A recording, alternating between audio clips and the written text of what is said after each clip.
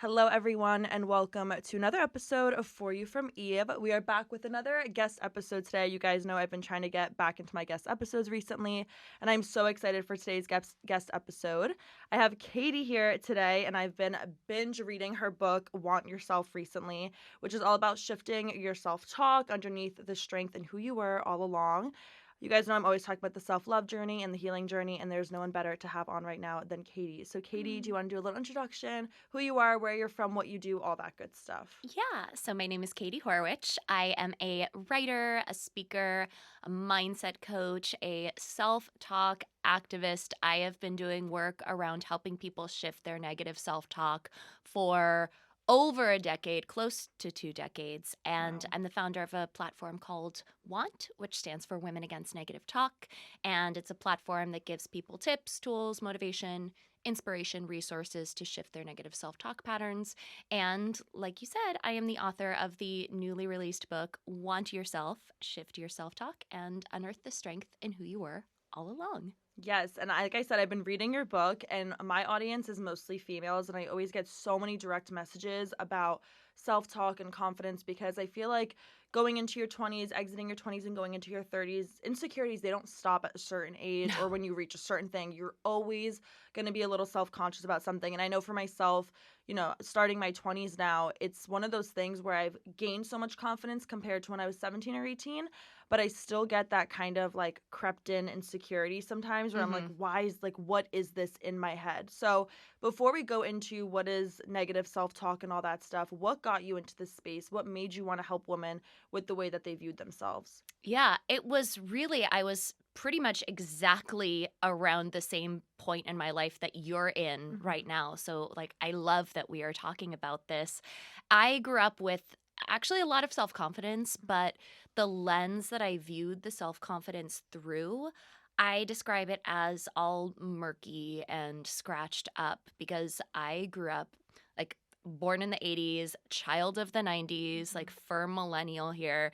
And we sometimes take for granted this mental health conversation that we have today. But when I was growing up, confidence, especially when it came to women having confidence, that was synonymous with being narcissistic Hmm. or being vain or stuck up. And so I had this push and pull throughout my life. I was also highly, highly sensitive, and not just sensitive like my emotions, but I was sensitive to the lights in a room, the sounds around me. I could walk into a room and sort of sense what was going on with each person before they even said anything to me.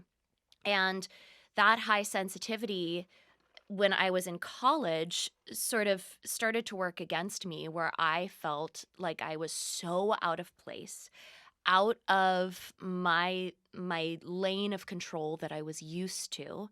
I had internalized this negative self talk from the people in my life around me. Didn't realize it yet, but I Hmm. had.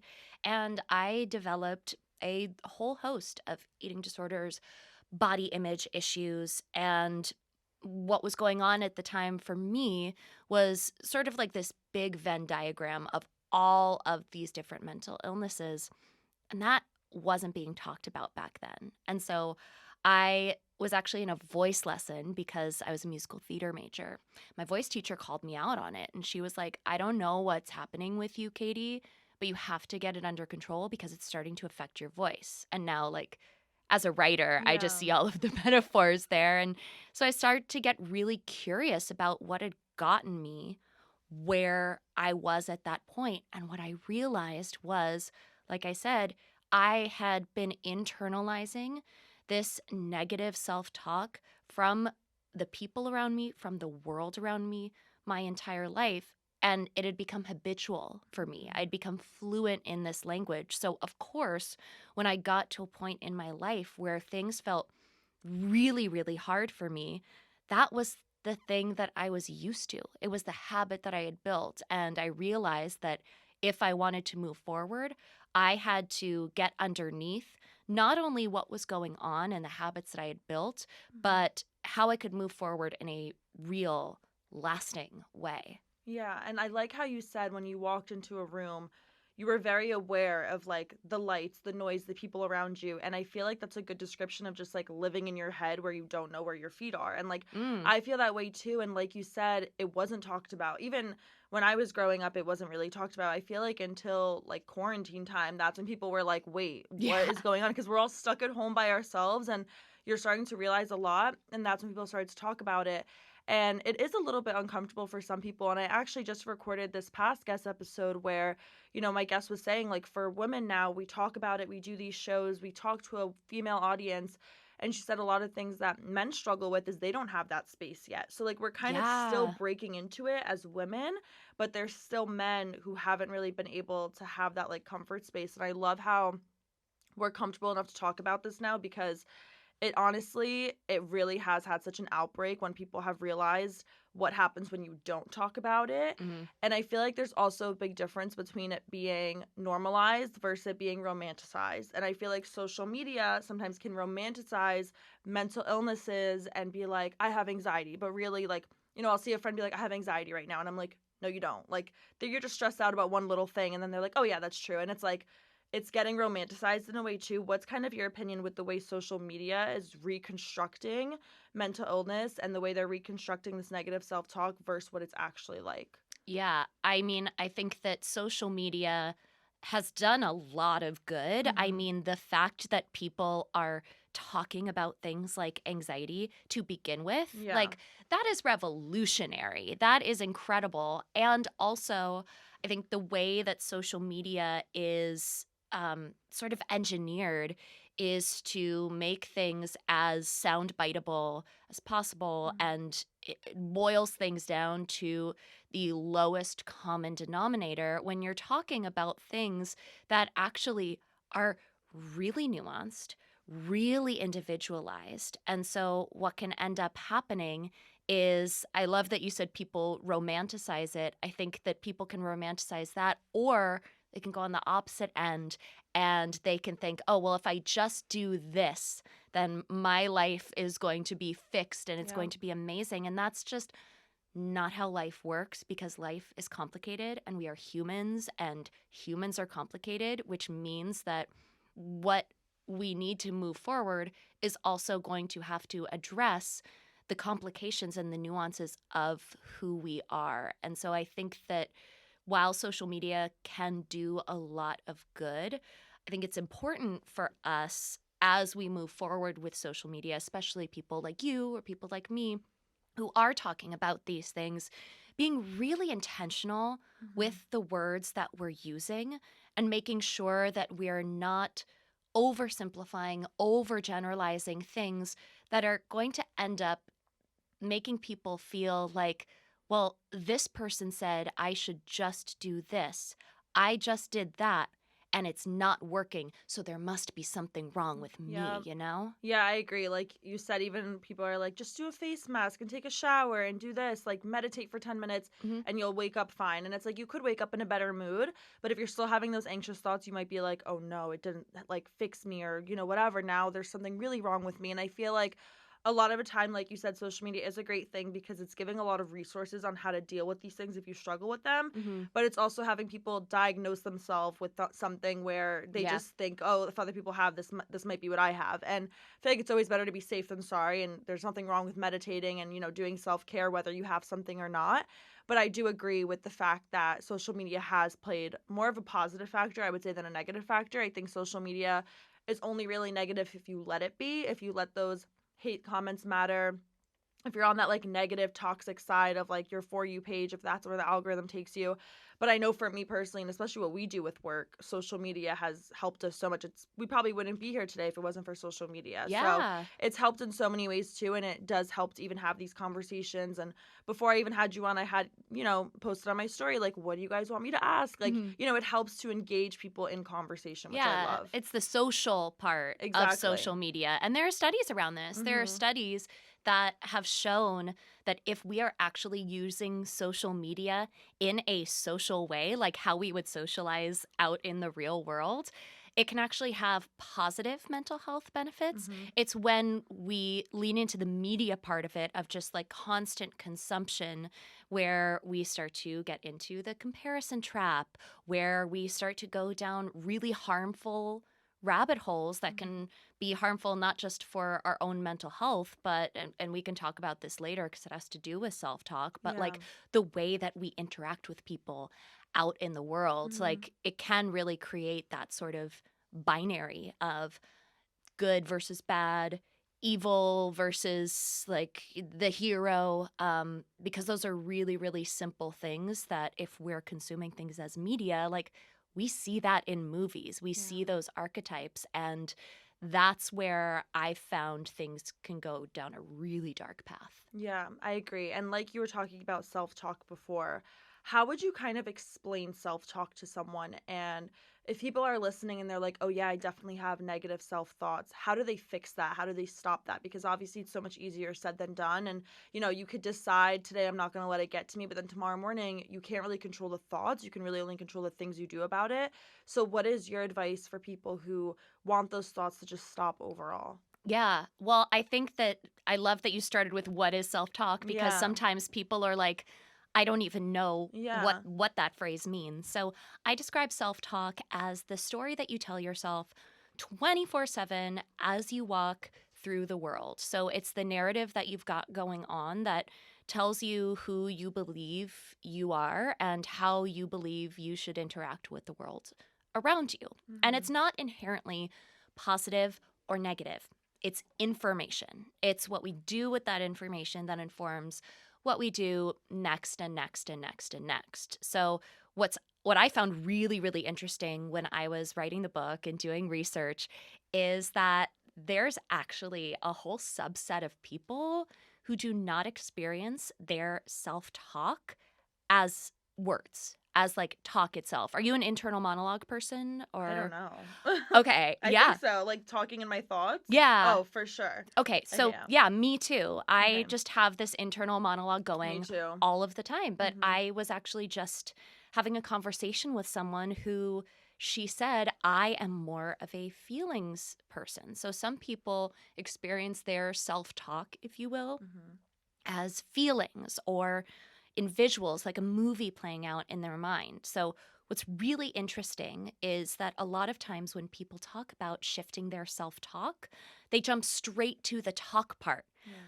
But then that's ignoring all the people who aren't talking to themselves to begin with and are feeling those feelings of just or eek or Mm-hmm. whatever it is, or seeing a movie. So, in order to shift your self talk for real, you actually can't start with the talk and Mm-hmm. replace one word with another, because that's symptomatic. You have to get underneath what's going on and start with the first part of the equation, which is the self part of the self talk. Yeah. I kind of get that. I feel like also when it comes to, like you said, someone having feelings versus someone having internal monologue, I didn't even know what Hmm. internal monologue was until you said it. And I'm like, there's constantly things going on in my head. Like, no matter where I am, no matter what I'm doing, there's thoughts going on in You're my like head. always narrating the Always, world to always. yourself. Do Yeah. you know why there's people that are like that versus people why there's just like feeling? I mean, that's kind of like asking, why are there people who have brown hair and why are there people Yeah. who have blonde hair? Mm-hmm. There are many different types of humans out there. And going back to our conversation about social media, that's why sometimes these things can be so dangerous, because we are all so different. Yeah. Before we started recording, we were talking about how people consume their podcasts. Some people like to watch, Mm-hmm. some people like to listen. Like, we are all different.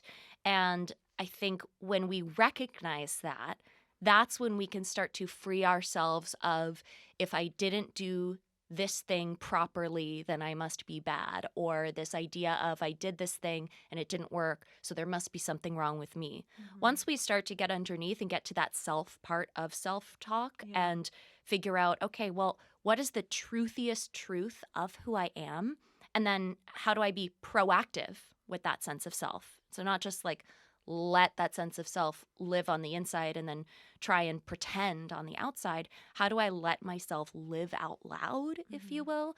That's when we actually start to shift our negative self talk, no matter how you're experiencing it, because it's not about the how, it's about what's underneath. Yeah, and I feel like in today's world too, even just going with that internal monologue, we're so overstimulated with everything. And that's a Mhm. word that I honestly never really heard about until recently. And now I'm like, oh my God, I'm so over it. Like, I know when to kind of take myself out for a second. And it's Mhm. like, that's very okay to do. If like I'm in a good mood and I go out and, I'm getting ready and I'm happy and I'm with my friends, and then I'm at the bar and an hour and I'm starting to feel this like negative self-talk or this anxiety, I know to just like take myself out of it for a second and just be Mhm. like, you're not here right now. Like, just give yourself a breather, go outside for air, go to the bathroom, and not to kind of feel guilty for that self-talk. What is your advice for people who feel guilty when they, get mad at themselves for looking a certain way, or kind of just any type of way of getting down on themselves, and they Mhm. feel that guilt towards themselves? Yeah. So I like to talk about that we have these feelings and then we have the feelings about the feelings. So Mm-hmm. when we're talking about guilt, that's a feeling that we're having about a feeling. So you might be feeling, let's say you just used, I think that looks are a very easy example Yeah. because I think that pretty much all of us have experienced some sort of discomfort in our bodies at some point Yes. in our lives because we're humans and we're Mm-hmm. not robots. Yes. So if people are feeling uncomfortable, I think the first step is to recognize what's what, right? So there's the discomfort, and a lot of times we will jump straight to the guilt or the self loathing. And it's like, okay, well, but that's actually different than just feeling uncomfortable. Because if self talk isn't inherently good or bad, it's information, that's information. Mm-hmm. I feel uncomfortable. And people have talked about, especially in like mindset communities, wellness communities, like neutralizing thoughts, that can be really, really hard to jump to in the moment, especially when you're feeling something that feels so heavy and so all encompassing. So I always tell people to start by separating what's what. Okay, so I feel uncomfortable and now I feel guilty about being uncomfortable. Well, why do I feel guilty about being uncomfortable? Do I think that I should be a different way? Is it easier sometimes for me to feel guilty about this thing than addressing something else bigger that's going on in my Mm-hmm. life? I know that for me, when I was in the thick of my own struggles with my own body, like it wasn't about my body, but I felt uncomfortable in the skin I was in because I was uncomfortable in my environment and in the places that I was putting myself into, just like pretending over and Mm-hmm. over to be someone I'm not. And your body can be a really easy scapegoat for those uncomfortable feelings. So I think getting to, okay, what is the information about what's going on with me? That is the first step. And I think it's really important for people to practice that in the times that feel more neutral, because a lot of times when we talk about shifting our negative self talk, we think, okay, well, I want to shift it in the hardest moments.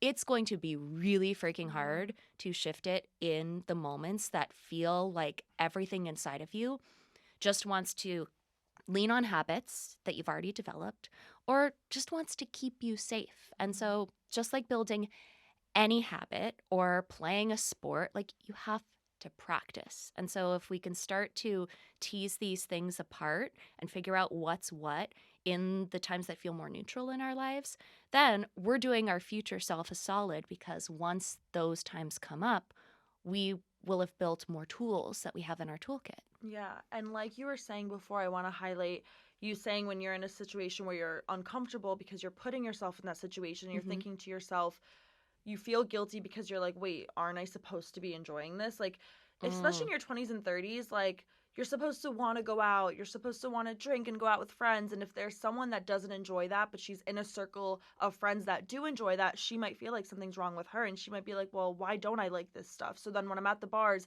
why am I anxious? Why do I want to go home and crawl into a ball? Like, Hmm. what is your advice for someone who maybe feels like they do have to have that this certain lifestyle, but they kind of want more of that quiet life? Yeah. Well, I am a quiet life person. Mm-hmm. I am a big fan of the cozy nook and Yeah. just holding myself up in the little cozy nooks of my home. Mm-hmm.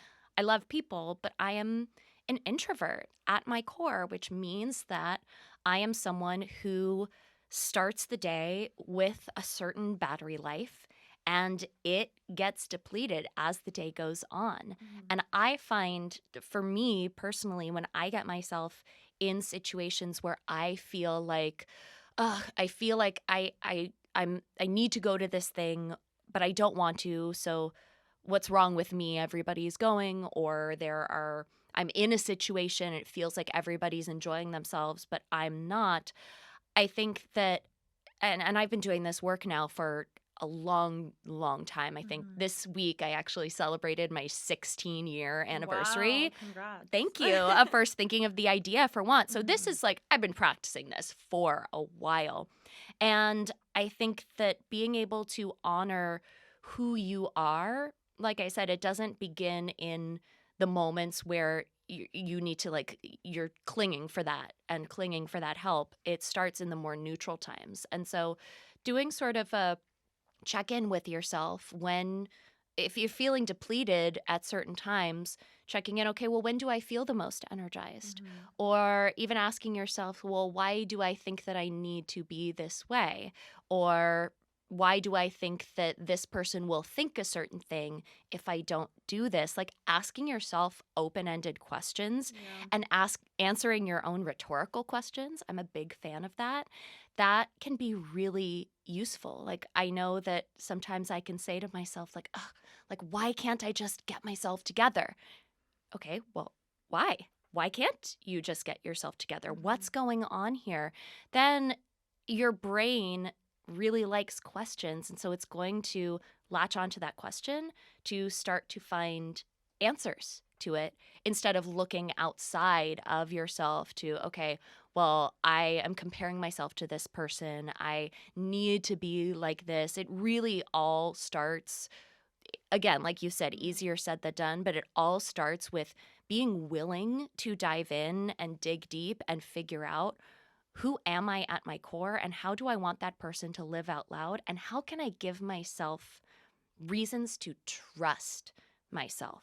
Because there are times that I know I've been in situations that have gone against my own trust. I've broken my own trust because Mhm. maybe I've said something like, I don't know, maybe I fed into some gossip about someone and I felt really icky after. That was me breaking my own trust, or me staying out late and having an extra drink when I really wanted to go to sleep early that day. That's me breaking my own Yeah. trust. So, giving yourself proof that you can trust yourself over and over, it's like a big collective exhale for your entire body of like, oh yeah, I'm on my own side. Yeah. So that when you get into those situations, you know that you have yourself as a teammate in there. Does that make sense? Yes, and I love how you said to go in, like think inwardly, ask Hmm. yourself open-ended questions. Don't go outwardly of, well, why does this person like this and why does this girl like this? Like ask yourself, why don't I like this? And like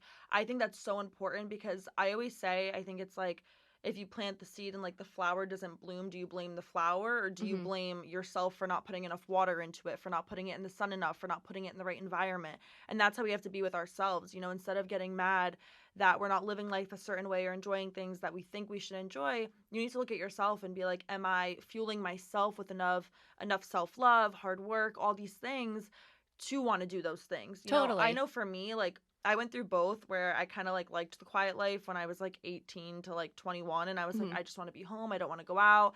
And then like something hit me and I was like, okay, I want to go out now. And it was because during those times, and I'm not saying this is the case for everyone who likes a quiet life, I was a little bit more insecure and like self-conscious. So I didn't want to go out because of that, because I was insecure about my skin or the way my body looked, and just in general, like I wasn't happy with what I was doing in life. So I Hmm. didn't feel like, oh, I could reward myself with going out, if that makes sense. Like I didn't Yeah. have the urge because I didn't have the confidence.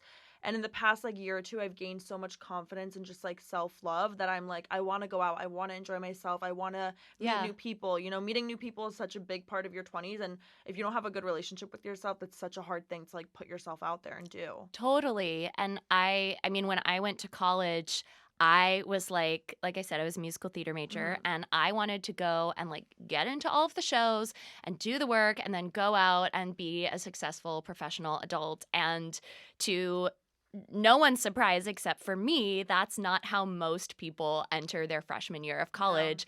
And I felt really out of place because I was like, I don't like to go party. I don't want to go drink. I want to like rehearse my lines or work on myself or my craft or whatever. Mhm. And I don't feel like I'm like everybody else. And I think it's sort of Instagrammable or like TikTokable to say, like, okay, well, why does that matter? Why does it matter what other people think? Like, what do you think of you? But I think that when you're able to ask yourself, if you're asking yourself, like, well, what will they think if I don't do this or if I'm not this way?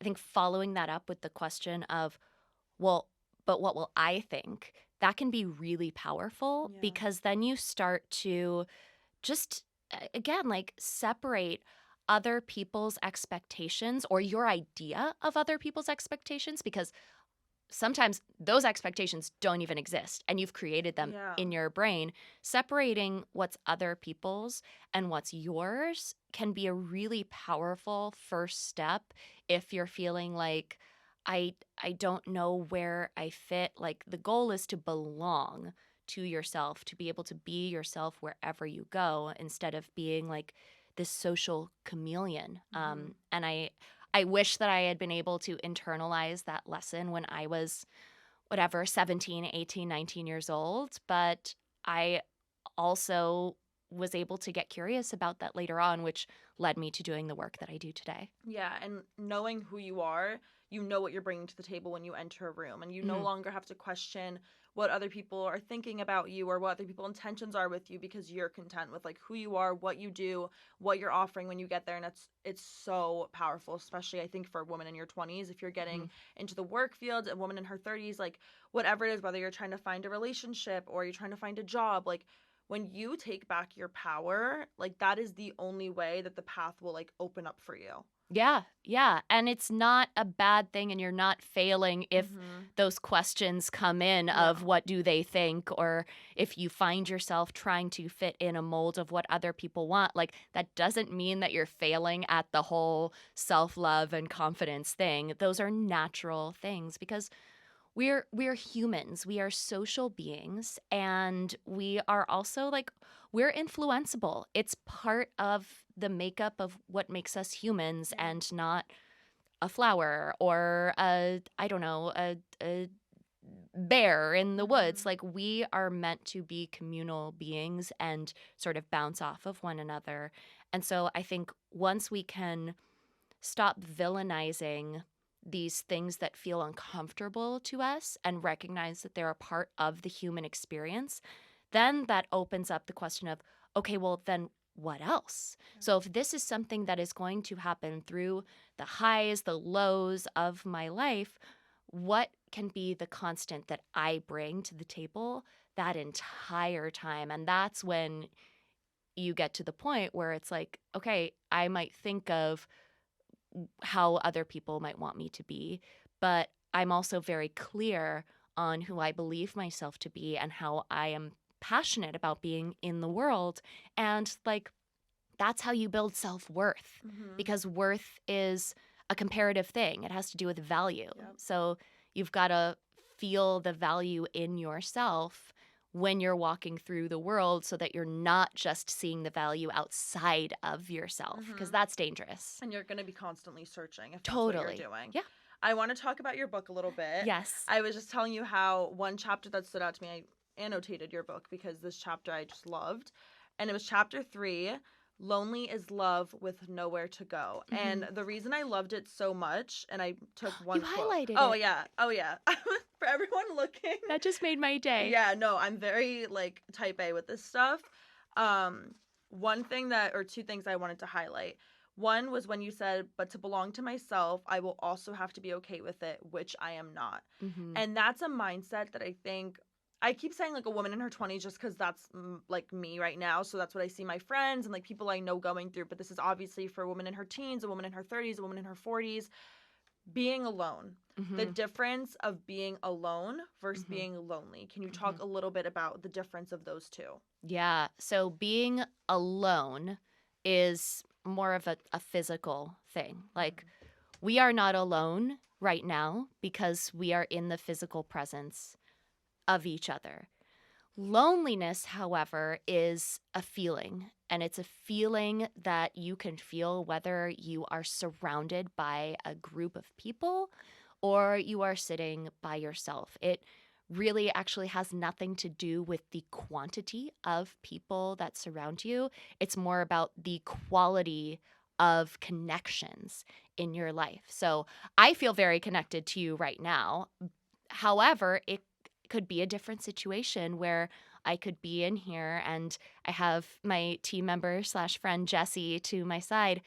I could feel like none of us are connected and I could feel really lonely in this experience. And that's a completely different thing than just being a solitary person in a room. And so when I talk about lonely is love with nowhere to go, loneliness requires there to be some sort of longing present. And if that longing isn't present, then it might be something else. So let's just take this non-reality hypothetical example. I'm here, I'm doing a podcast with you. If we were not connected, if I was not connected with Jessie and I felt really lonely, for me, what that would feel like in the moment is I feel like I want to have a connection. I want to have a really deep and interesting and nuanced conversation. And like I'm not being met by that anywhere. And that can be a really lonely experience, even though I'm with you here. Yes. And that's that longing has a love at the core of it. There's a passion there that you want to bring to life. And so many times we can get stuck there because we're looking to other people to be the recipient of our love, and maybe that's just not happening, or other things like maybe we're going after a goal and or applying for a job and we just keep getting turned down.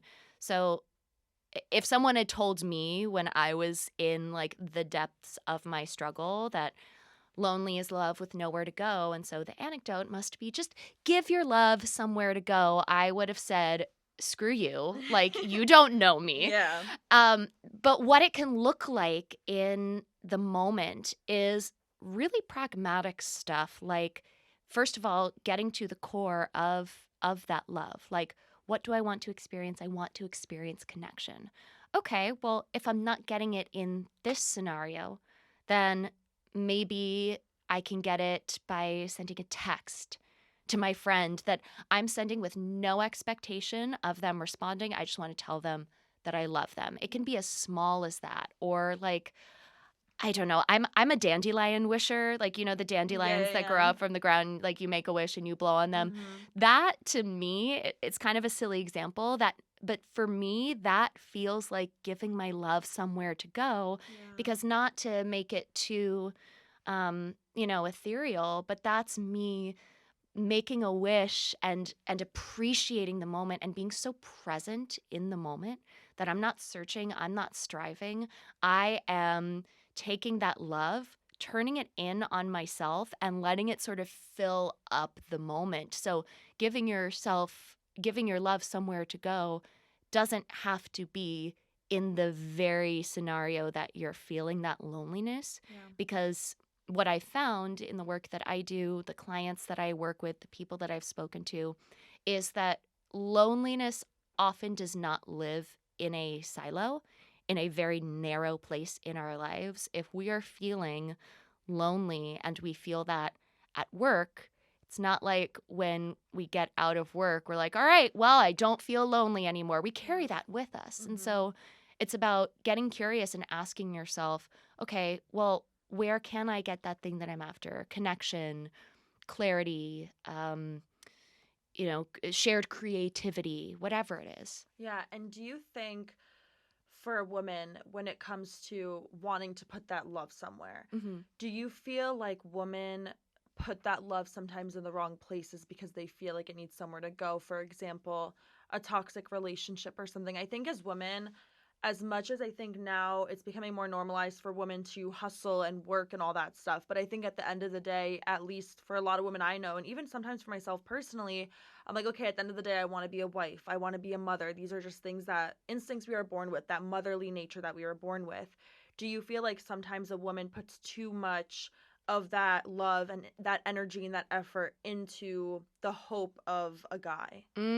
I love this question Mm-hmm. because so my platform is called Women Against Negative Talk. Yeah.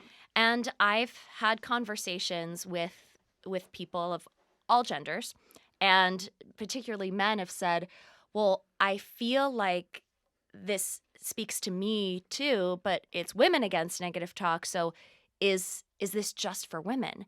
And I think that we oftentimes think that our struggles are very segmented, but there are things that people experience as a part of the human experience, like all humans experience, we just experience it in different ways. Yeah. And so, yes, with some women and also some men, like there's a whole conversation about toxic masculinity. Or if you're talking about people who are non binary, that's a whole other Yeah. conversation. And I think that that's what ends up happening is when we feel that sense of ungroundedness in ourself, or we feel that sense of loneliness and we want to fill that feeling that feels like a void.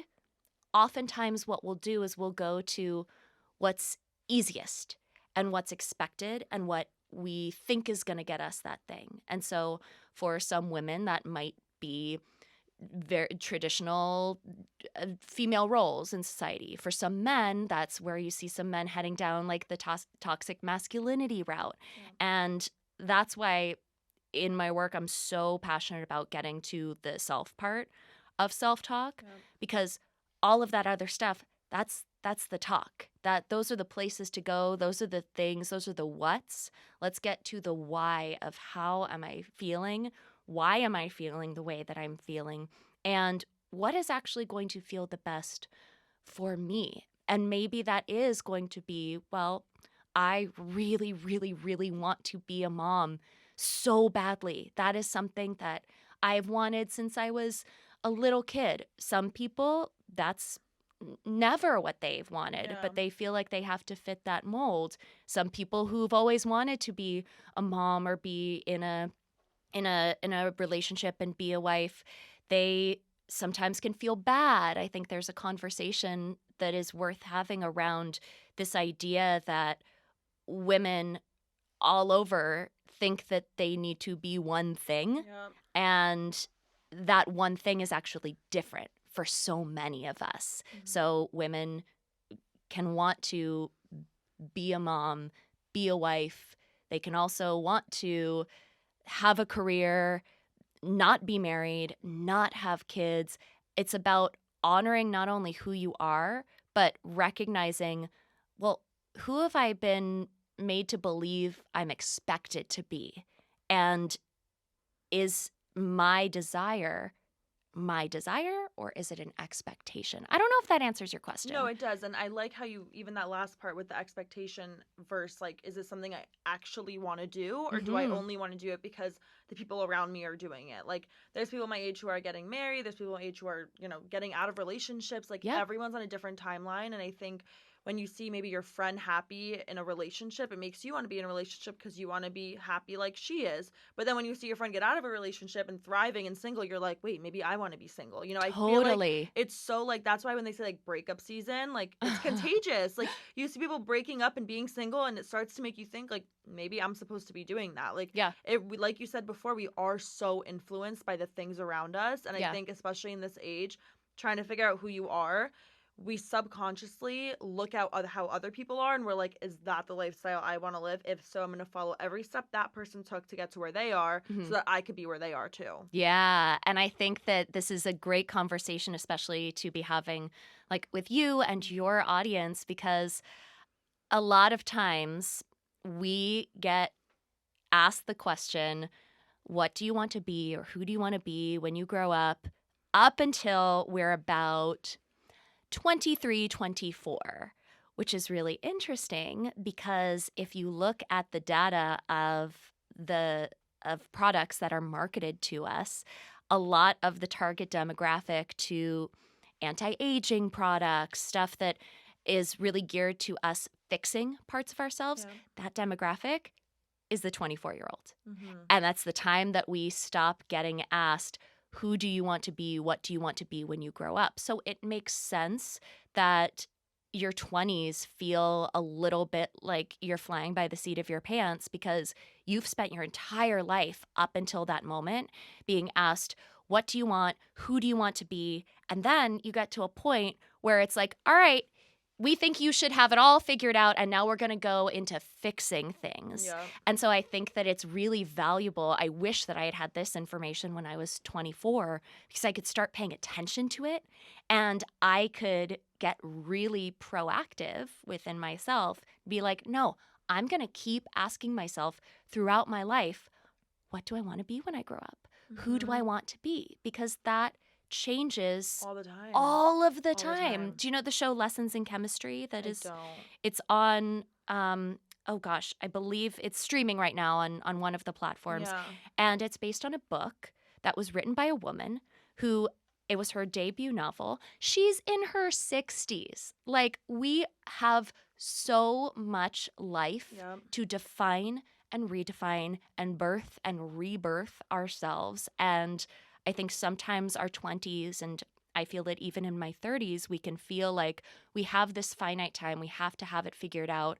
And that can be really, really harmful when it comes to our negative self-talk because then we are who we believe ourselves to be. And if we believe ourselves to be someone who should have things figured out by a certain point, then what happens when we pass that point? So I think it's really, really valuable to keep checking in with yourself and getting into that habit as early as possible so that as you move through your 20s, 30s, 40s, your entire life, you can keep asking yourself these questions that are going to unearth and reveal more and more of who you are to yourself throughout your life. Yeah, I agree. And like you said, my mind changes every hour. Like 1 hour, I'm like, oh yeah, like especially when you're graduating college, I'm like, okay, do I want to work a corporate job? Do I want to go all in with what I'm doing now? Like, you know, you feel like there's all these decisions to make and there's so much pressure on having it figured out before So you're high 25. stakes. It's like 25 is so young. Like, it's crazy that you're expected to have it all figured out. And people put timelines for you. They put expectations for you. Like you said, people expect you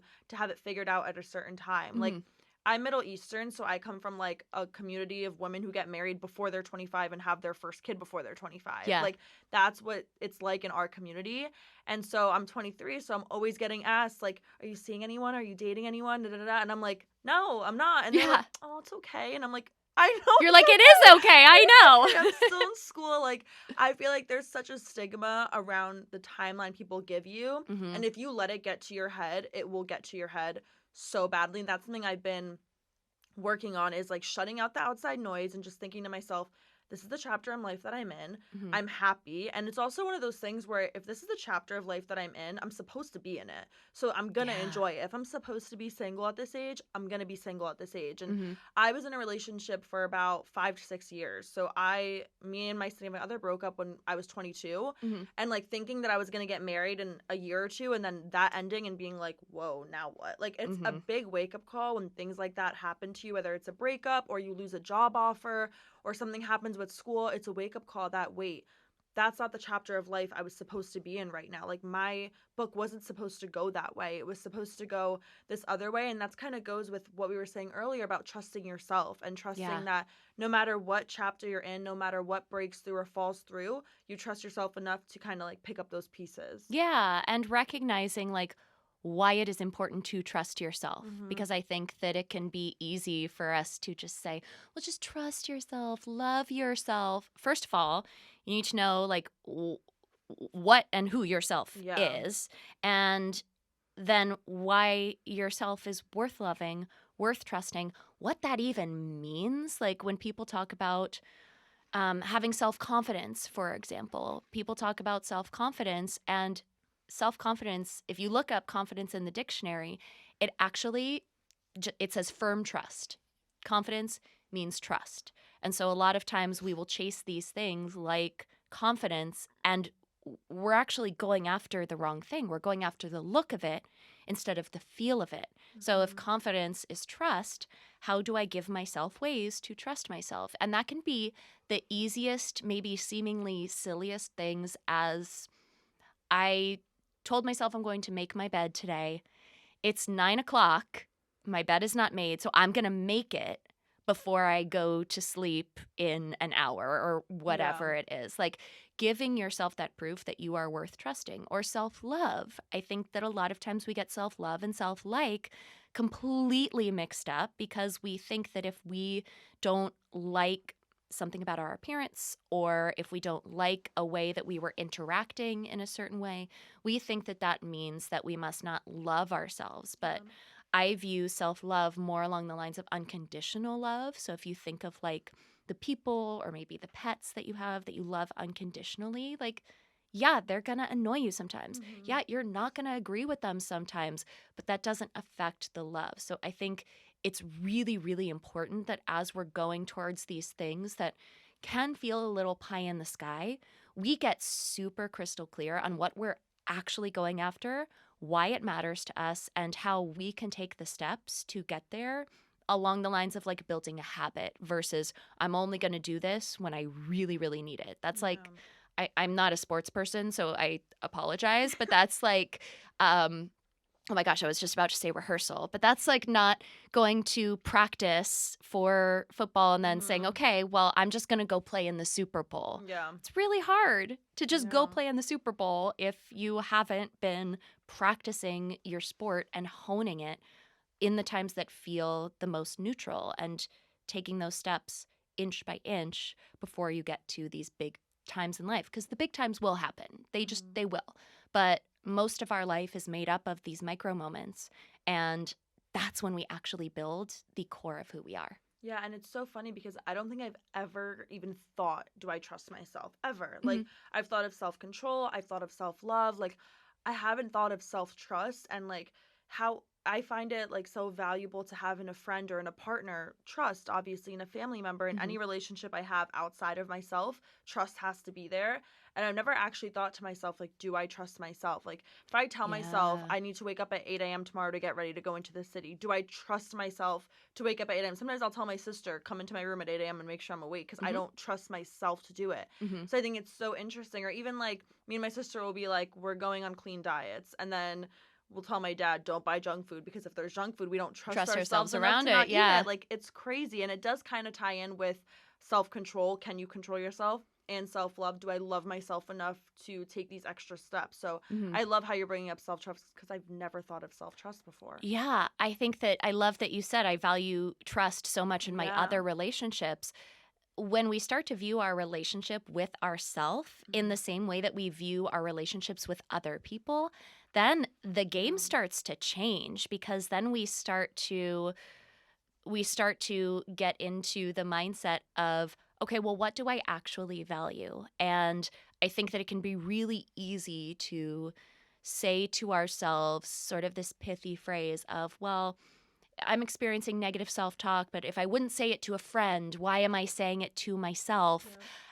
That's it's a nice phrase, and I also have I do not use the word never or always, or I don't use these sort of universal words very often, but I will say I have never met a person who, when they have had negative self-talk, they've just said to themselves, oh, well, I wouldn't talk to my friend like that, so I'm not going to talk to myself like that. Like, all better. It's a process, and it's individual for everybody. And I think that you also have to ask yourself, okay, well, how would I talk to my friend? I would talk to my friend this way. Or how would I value my friend for who they were? Or would I impose my opinions and my assumptions on that person. Like, we can take all of these relationship dynamics that we look at outside of ourselves, and we can start to play with, like, what does that look like with my own relationship with Yeah. myself? Yeah, you have to treat yourself like someone you love. Like, if you're dating someone, you're not going to be tearing them down when they don't look good. You're not going to be like, that outfit looks horrible on you. You need to go back and change. You shouldn't go out. You look so bad. But we'll have those thoughts about ourselves. Yeah. And oftentimes, whether it's love that maybe develops over time and is you wouldn't consider unconditional, or the loves that you do consider unconditional love in your life, those very rarely happen instantaneously. They very rarely happen like right off the bat. That is built over time through stuff like knowing that you have mutual trust or respect. And so I think that sometimes we think, okay, well, I should just love myself because it's so easy for me to love other people. I'm going to love myself. Okay, how did you build that love with that person? Why do you love that person? And then ask, okay, well, how can I build, like, reverse engineer it? Yeah. How can I build that love within myself instead of thinking that I need to go from 0 to 100 in a day?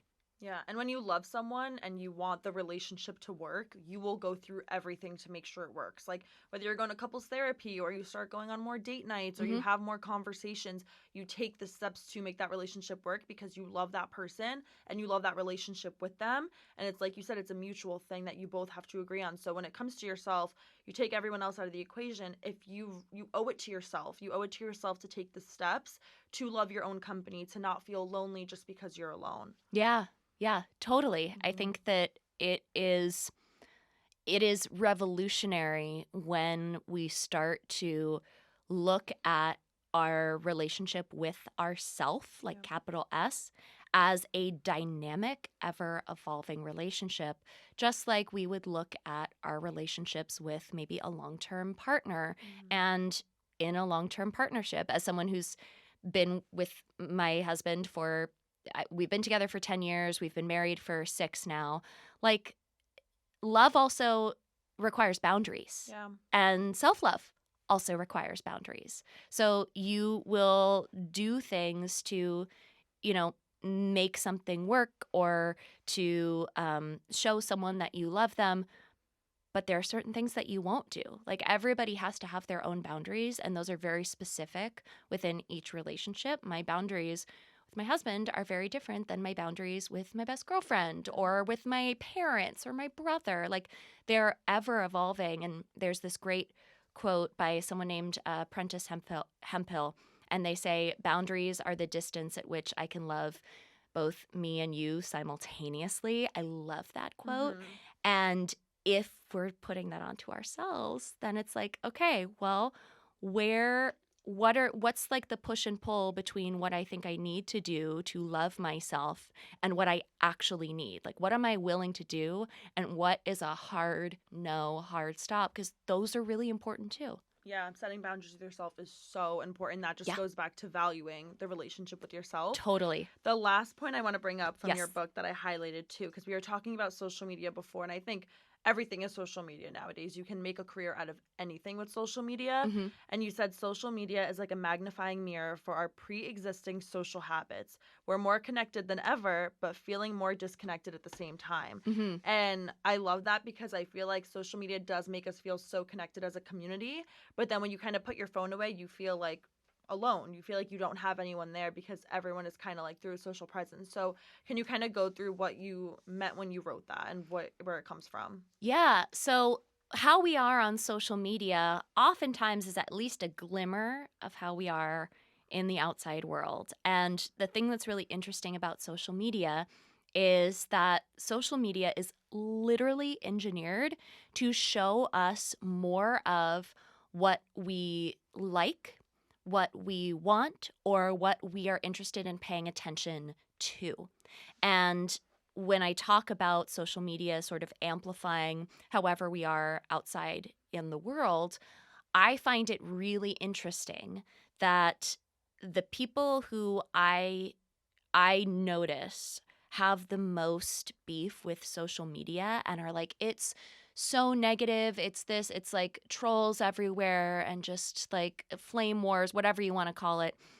a lot of times, these are people who are also practicing a lot of what I call casual negativity in their lives. And casual negativity is the negative talk that we use basically without emotion attached. So saying something like, the wall is white, same tone, same emotions as, ugh, I hate my body. Like, this is the stuff that we talk about so conversationally, that we've been talking about habits a lot in this conversation, that it's become a habit. It's become the language that we're fluent in. And so, of course, we're going to take that language that we're speaking and those conversations that we are already having, we're going to look out for them on social media, because we don't get into a habit of casual negativity just because, like, oh, I really like being negative all the time. There's a desire there, right? Usually it's a desire for connection. Studies show that we bond way quicker over things that we have a shared negativity bias towards than something that we think we love. Even if we think that we bond over the things that we love, like, those connections happen way quicker over the negative stuff. So whether that is bonding over, you're not feeling good, and so I'm going to talk about how I'm not feeling good. We're going to be talking about what we don't like about this thing, and we're just sort of piling on to these things, these phrases that we say that can even be like self-deprecating humor all of the time. That is a form of casual negativity.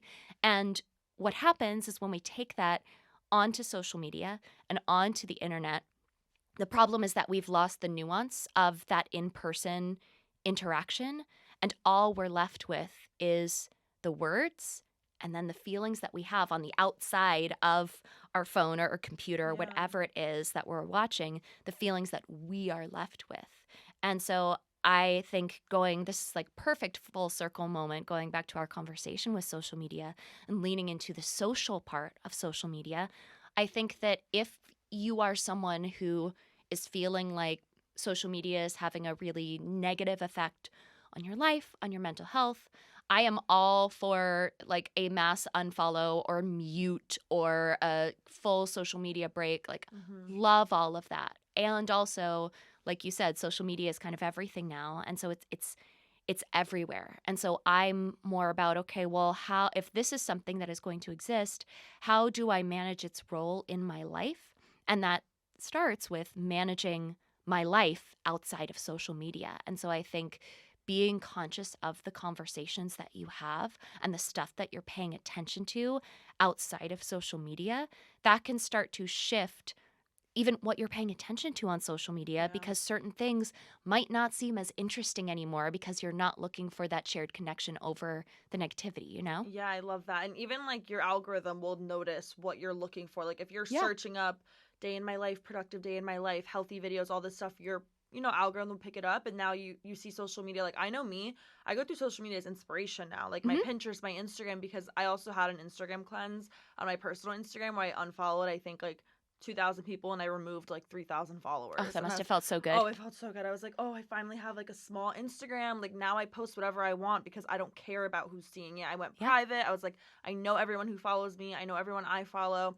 And then on Pinterest and TikTok, I only follow accounts that inspire me and motivate me. And you can make your social media something that is a positive. Yeah, you can like rig your social media. So my TikTok is basically all musical theater, Beyonce, and Muppets. Yeah. That's my TikTok. And that's not because the algorithm is some like person who is spying on me. Yeah. It's that it is a system that the zeros and ones of the system are like, oh, this chick really likes these things, so we're going to show her more of that. And I know that there's a whole other ecosystem on TikTok that exists and that can be helpful, can be harmful. But what I'm seeing is I've told TikTok, okay, if I am going on app, then I just want to see videos of the Renaissance tour.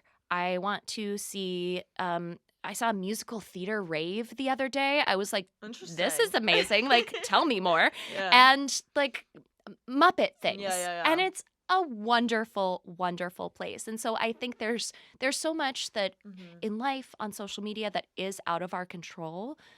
And it's important to recognize that that will always be the case, but it will also always be the case that there are at least one or two things that are in our control. And so how can we lean into that to create the environments that we want to be a part of and ultimately like the life that we want to live? Yeah, that's a great way to kind of use social media to your advantage too, and like Yeah. to motivate and inspire rather than tear you down. And instead of being envious, be inspired of like, oh, Yeah. you love that person's lifestyle. Well, then why don't you work on your lifestyle so it becomes something that you love too? Or if you like just want to laugh all the time, Mm-hmm. then go to comedy accounts or like little cartoon accounts Yeah. and like them, interact with them so that you're telling the system, this is more of what I want to see. I think that we forget because so much of this feels so big and complex that sometimes these small changes, just like in life, that we make, those can make a really big difference. Definitely. Something I like to end off with all my guests is I like to ask them their favorite quote that you think of or have to remind yourself of every day, whether it's something you think of during the week, on the month, where you're just having a bad day and then you remember this quote. What is your favorite quote? Oh, It's a tough one. I know. I'm such a quotes girl. I I love quotes. I love quotes. Yeah. Love quotes. I think that my favorite quote has to be, it's actually one that I put in the book, and it was an interaction, and it's a quote from an Oprah interview. And it was an interview that she did on 60 Minutes in the 80s, right before her show launched. And the interviewer was like, so this show that's just getting underway. And she said, yeah, it'll do well. And he said, but what if it doesn't? And she said, well, it'll do well. And if it doesn't, I will do well, Mm-hmm. because I am not defined by a show. I think that we are defined by who we are and what we cultivate in our lives. And it would be great if I was this wonderful acclaimed talk show host, but if that doesn't happen, I will still do well because there are other things that matter to me and that are important in my life. And I think that that's something that I carry with me often, because the nature of the work that I do, like, you have a physical book in front of you that, a lot of people would say it doing well, so to speak, is it selling a ton of books. A ton is very different for every single person. Yeah. For one person, 50 books might be a ton.